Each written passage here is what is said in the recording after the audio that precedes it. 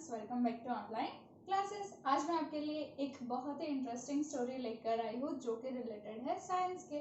और ये स्टोरी के लिए मुझे रिक्वेस्ट की गई थी, तो ये सेंटेंस जो है वो कौन से वॉइस का है वो बताइए। As I was requested to teach you this chapter.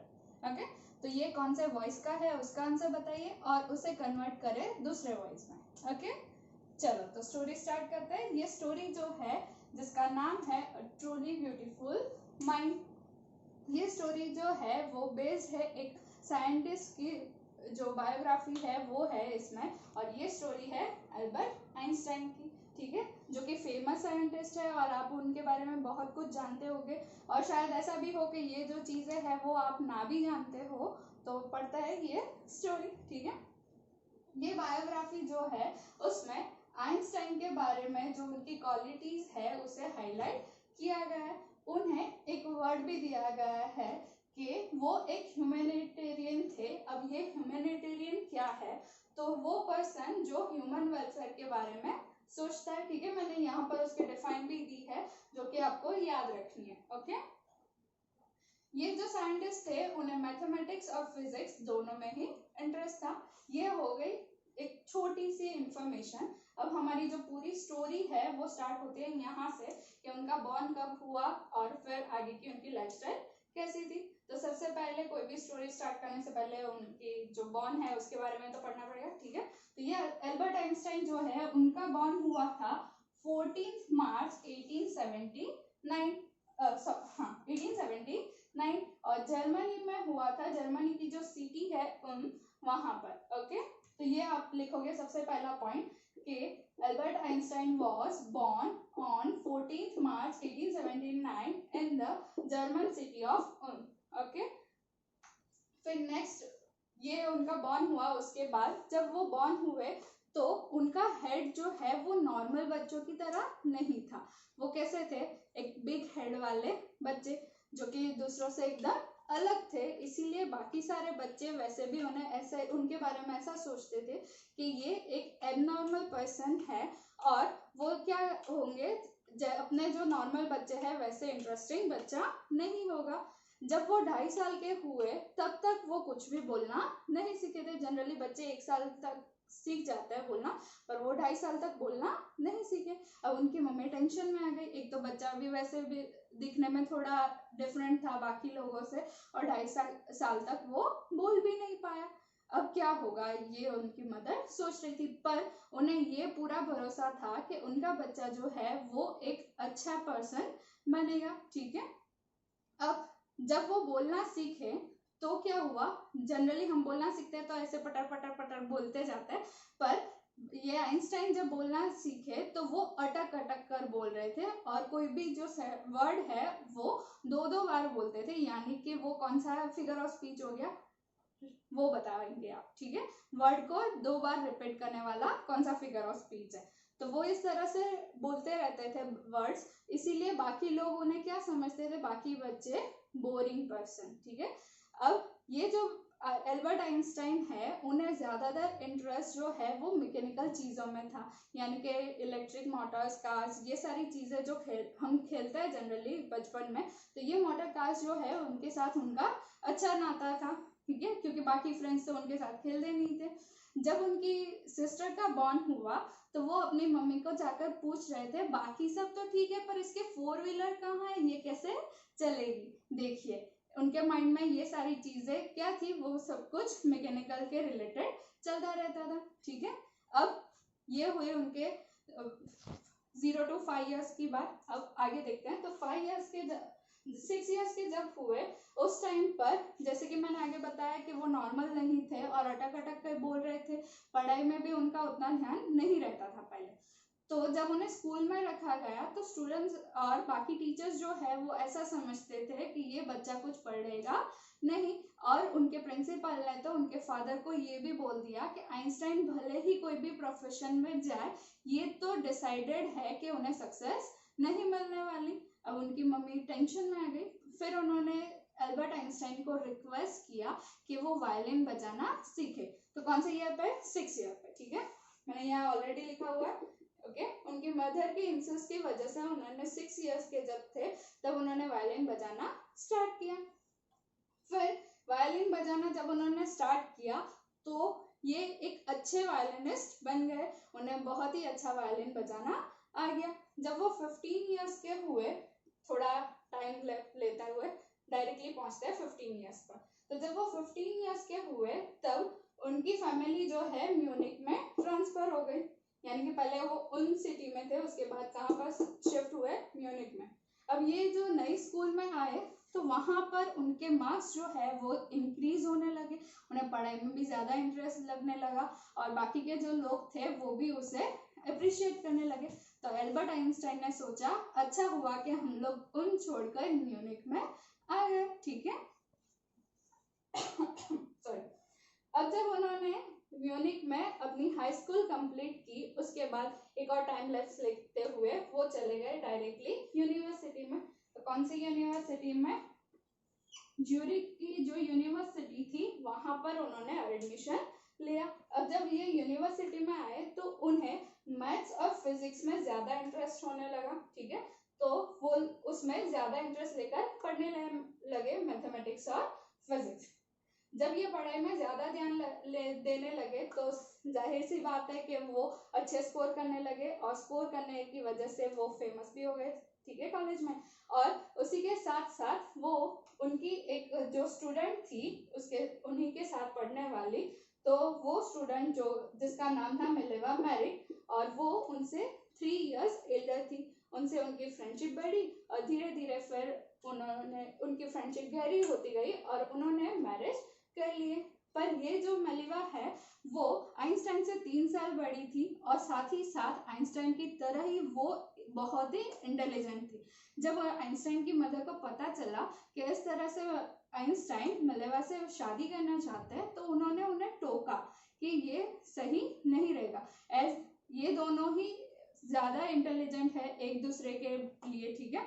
तो अगर कहीं कभी ऐसा हुआ कि ये दोनों के बीच में कोई बहस हो गई तो उसका सॉल्यूशन आना थोड़ा मुश्किल होगा। और जबकि ये एल्बर्ट आइंस्टाइन भी ऐसे थे और मिलेवा जो है दोनों ही पढ़ने में ज्यादा अच्छे थे, तो वो उनका जो सक्सेस है वो अच्छा होने वाला था। ये देखते हुए उसकी मदर ने उसे मना किया था, बट फिर भी आइंस्टाइन नहीं माने और उन्होंने 1903 में मैरिज की, जनवरी 1903। मैरिज के बाद उन्हें 2 सन्स भी थे, ओके। मैरिज हो गए, 2 बच्चे हो गए, उन्होंने अब कमाना तो पड़ेगा ना, अब काम करेंगे तभी तो फैमिली को उनकी जो नीड्स है वो फुलफिल कर पाएंगे। तो उन्होंने वर्क करना स्टार्ट किया टेक्निकल एक्सपर्ट के लिए, ठीक है। टेक्निकल एक्सपर्ट के पोस्ट पर उन्होंने वर्क किया, ये जो पेटेंट ऑफिस है बैरन में वहां पर, ओके। तो यहाँ तक की स्टोरी हमने देखी। अब ये जब उन्होंने टेक्निकल एक्सपर्ट की तरह पोस्ट पर जब जॉब स्टार्ट की, उसी टाइम पर वो अपने डेस्क पे सारी चीजें रखा करते थे। क्यों रखते थे? तो वो सीक्रेटली वर्क कर रहे थे आइडिया ऑन रिलेटिविटी। तो ये रिलेटिविटी के आइडिया के लिए वो सीक्रेटली उस पर रिसर्च किया करते थे, ओके। 1915 में उन्होंने एक पब्लिश किया paper on special theory of relativity, जो आप सब लोगों को पता होगा क्योंकि ये फेमस है। तो ये क्या है? Special theory of relativity, E = mc², ठीक है। ये फेमस रिलेटिविटी थियरी जो है उसके ऊपर उन्होंने अपने हिसाब से जो पेपर्स है वो पब्लिश किए। फिर उसी के साथ 1915 में ही उन्होंने एक और पेपर पब्लिश किया जो कि था जनरल थियरी ऑफ रिलेटिविटी, ठीक है। पहले उन्होंने दिए स्पेशल थियरी ऑफ रिलेटिविटी, उसके बाद जनरल थियरी ऑफ रिलेटिविटी। ये पेपर्स दिए जिसकी वजह से ग्रेविटी का जो कॉन्सेप्ट है उसे नई डेफिनेशन मिली और वो हो गए फेमस, ठीक है। तो 1915 में ये फेमस हो गए। उसके बाद क्या हुआ? अब एल्बर्ट आइंस्टाइन जो है उन्होंने तो अपने प्रोसेस चालू रखी, वो तो जो चाहते थे वो उनकी विशेष सारी फुलफिल हुई। पर जो मेलिवा थी उनकी वाइफ, वो तो घर पर हाउस वाइफ बनकर रह गई, और वो भी कैसी हाउस वाइफ? अनहैप्पी। क्यों? क्योंकि वो भी स्मार्ट थी, वो भी कुछ ना कुछ कर सकती थी, उनकी अचीवमेंट भी अच्छी होती अगर उन्होंने अपनी पढ़ाई पर फोकस किया होता या फिर आगे काम किया होता, पर उन्होंने ऐसा नहीं किया। अब जाहिर सी बात है कि उन्होंने देखा कि अल्बर्ट आइंस्टाइन जो है वो इतने फेमस हो रहे हैं, उनका अच्छे तरीके से वर्क हो रहा है, पर वो कुछ भी नहीं कर पाई। उसी की वजह से उन दोनों के बीच में क्या होती थी, लड़ाई झगड़े, और वो लड़ाई झगड़े के बाद फाइनली उन्होंने क्या किया कि वो उनके मैरिज सर्वाइव नहीं कर पाए, तो ये रिलेटिविटी की थियोरी देने के 4 साल बाद यानी 1919 में उन्होंने डाइवोर्स ले लिए। ठीक है, तो जब उनकी मदर ने बोला था पहले ही, आइंस्टाइन ने अगर सुन लिया होता कि ये मैरिज ज्यादा टाइम तक नहीं टिकने वाले तो ऐसा कुछ होने नहीं वाला था, पर आइंस्टाइन ने भी उनकी मदर की बात नहीं सुनी, तो फिर क्या हुआ, रिजल्ट 1919 में उनकी डिवोर्स हो गई। तो मम्मी पापा जो बोलते हैं वो ध्यान रखना चाहिए और उनकी बात माननी चाहिए। ठीक है ना, यही प्रूव हुआ ना इससे। तो अब आगे चलते हैं। तो जिस टाइम पर ये सोलर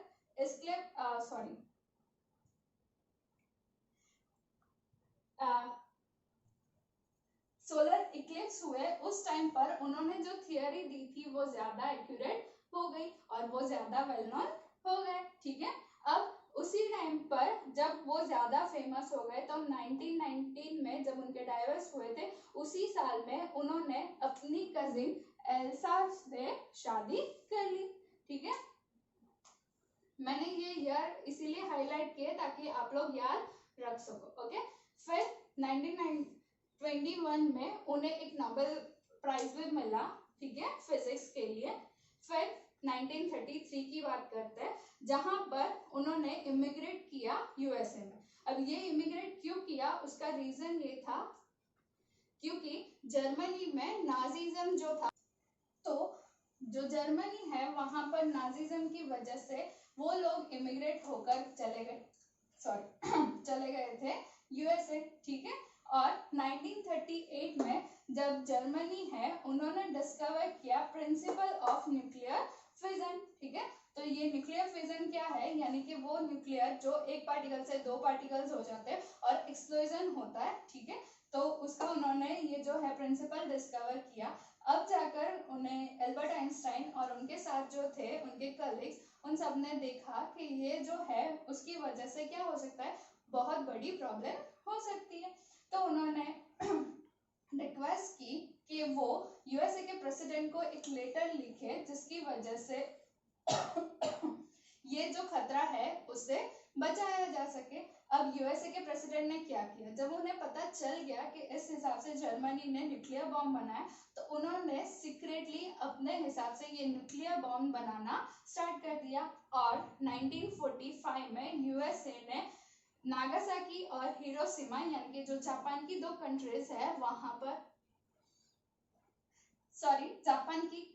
जापान की ये दो सिटी नागासाकी और हिरोशिमा, वहां पर उन्होंने एटम बम जो है वो फेंके। और 1945 में ये जो घटना हुई उसके बाद आइंस्टाइन को ऐसा लगा कि उन्होंने ये गलती कर दी, प्रेसिडेंट को उन्होंने अवेयर किया था पर जबकि उनका उल्टा हो गया, तो उन्होंने फिर से एक लेटर लिखा और वो लेटर लिखा उन्होंने यूनाइटेड नेशंस को कि वो कुछ ऐसे नियम लाए, रूल्स बनाए जिसकी वजह से बाकी कंट्रीज जो है वो न्यूक्लियर एक्सप्लोजन ना करे। पर यूनाइटेड नेशंस ने उनके लेटर का कोई आंसर नहीं दिया और ना ही उस पर कोई फोकस किया।